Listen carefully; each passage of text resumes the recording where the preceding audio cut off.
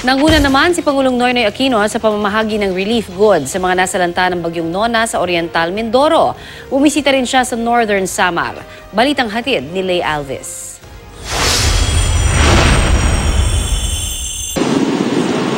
Mga nakatumbang poste, nabuwal na puno, sirang bahay, wasak na gasolinahan.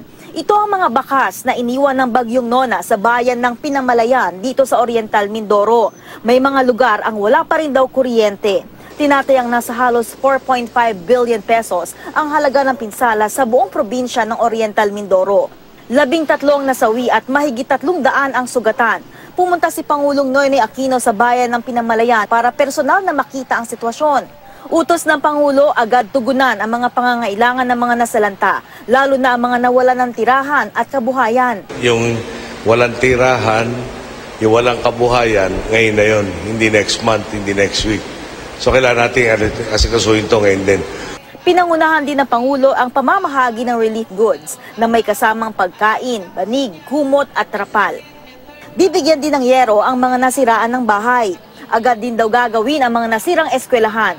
Bumisita rin ng Pangulo sa Catarman, Northern Samar. Iniutos niya rin dito sa mga ahensya ng gobyerno ang agarang paghahatid ng tulong sa mga nasalanta ng bagyo. Pero sa kabila ng dumaang unos, may dahilan pa rin daw para magpasalamat at maging masaya ngayong Pasko. Nagpasalamat po kami at ligtas po kami mag-anak. Buhay kami lahat. Wala man sa aming